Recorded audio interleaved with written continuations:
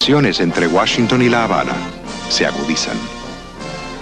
David Salvador, principal líder obrero de la revolución, es encarcelado y se nacionalizan periódicos, la radio y la televisión. Se organizan entierros simbólicos que terminan con la libertad de prensa. Cuando nos dimos cuenta de que no iba a ser un gobierno convencional ni iba a ser un demócrata, cuando destruyó en una comparecencia de 5 horas el semanario Zigzag, que era un semanario humorístico que había hecho una caricatura realmente intrascendente y que cualquier gobernante moderno apenas si le hubiera pasado por arriba. Comienzan los sabotajes y las guerrillas.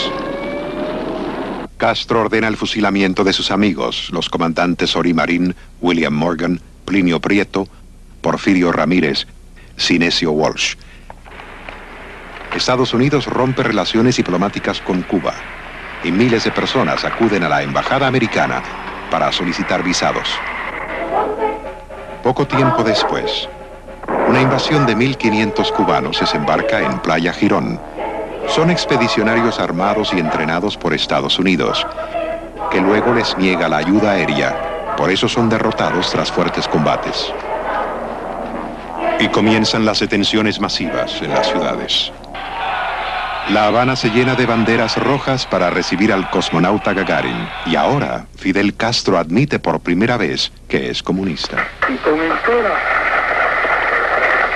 con entera confianza, soy marxista-leninista y seré marxista-leninista hasta el último día de mi vida. Empieza el éxodo masivo. Son expulsados sacerdotes y monjas. Los prisioneros políticos llenan las cárceles y miles de inocentes terminan en campos de concentración.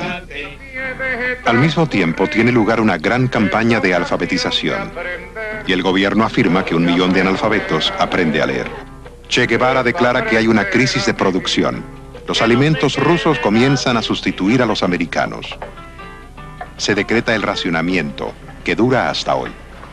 El país es un caos, colas, paredón, cárceles. De todos esos errores, Castro responsabiliza a los viejos comunistas.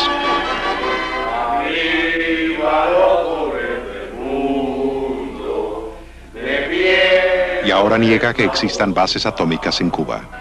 Que no tenemos ni bombas atómicas, ni cohetes dirigidos interplanetarios, y que ni siquiera tenemos un refugio contra todo eso. Pero en octubre de 1962 se descubren misiles soviéticos en la isla. Kennedy ordena el bloqueo naval y el mundo está al borde de la guerra. Finalmente los rusos ordenan la retirada de los cohetes sin consultar con Castro, que traicionado busca el conflicto.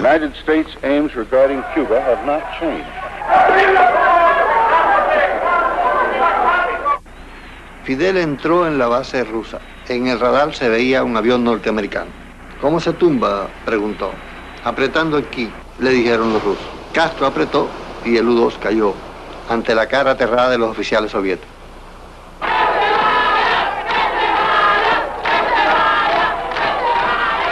Ahora el éxodo de cubanos se hace incontrolable. Proviene de todas partes del país.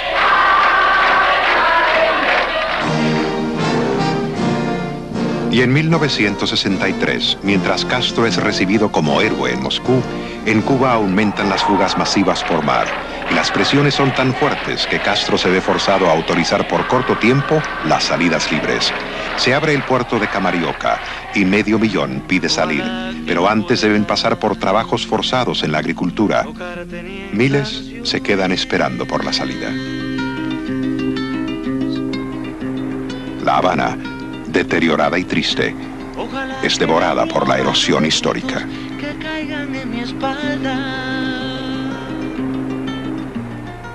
En agosto de 1968, siguiendo la línea oficial soviética, Castro apoya la invasión de Checoslovaquia. Cuando entraron los tanques rusos y Fidel Castro los apoyó, estaba en Italia. Ya no pude más, no regresé. Y el que no se sienta bien... Castro intenta un último esfuerzo gigante por arreglar la economía y trata de hacer una zafra récord de 10 millones de toneladas de azúcar. Con el fracaso de esa zafra, se derrumba definitivamente la economía del país. Y se imponen nuevas leyes represivas y el racionamiento aumenta. Cientos de miles de cubanos son enviados a los campos de concentración conocidos como UMAP.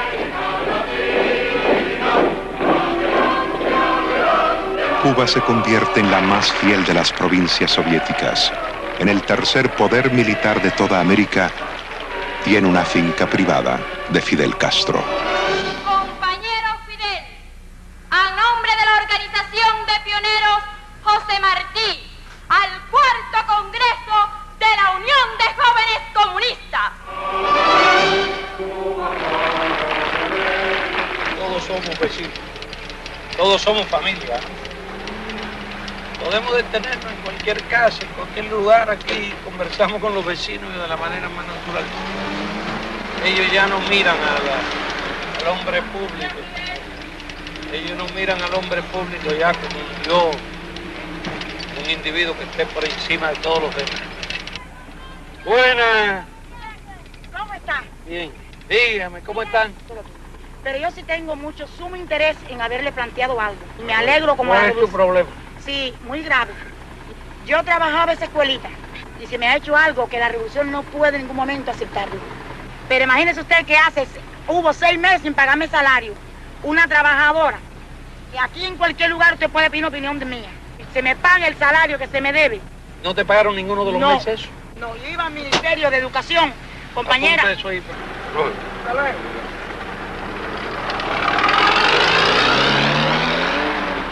En primer lugar, la economía cubana en los años 80 estaba más en ruina que nunca. O sea, allí no existía en el país nada. Las croquetas y el refresco de anís que sostuvieron a ese país por tanto tiempo desaparecieron. O sea que la isla se convirtió en una especie de peladero estatal. No quedaba ni un matojo donde amarrar una chiva imaginaria. O sea que la economía se había suicidado.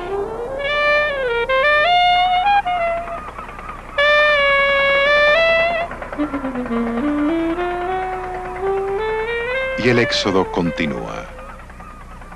La cultura cubana lleva casi 2 siglos de exilio. El colonialismo español, la dictadura de Machado, la dictadura de Batista, la dictadura de Castro.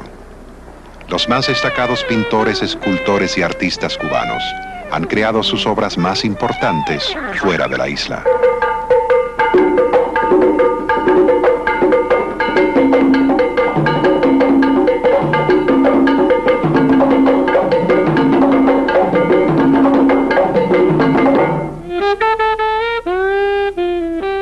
Las transparencias eróticas de Soriano.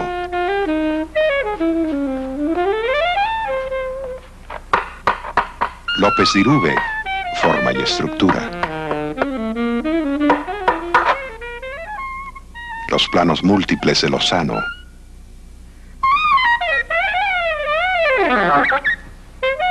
Mijares, trópico y tragedia. ¿Cómo escribe un escritor? Bueno, pues haciendo la obra como puede, a pedazos, en rincones de silencio y sobre todo con una tremenda carga de estupidez encima de su pluma. Los artistas que estamos en el exilio no contamos con el auxilio no tenemos un país detrás, es decir, como lo tiene, por ejemplo, pues el que estén ahora en Cuba o los que estén en sus países, es decir, nos es mucho más difícil, tenemos que hacerlo todos solos. Bueno, yo no existo para el régimen cubano. A pesar de mi participación dentro del proceso, lo primero que hicieron, como es costumbre dentro de ellos, fue volatilizar toda mi obra. Yo no figuro, yo no existo, yo he dejado de existir hace muchos años, desde el mismo momento en que me asilé.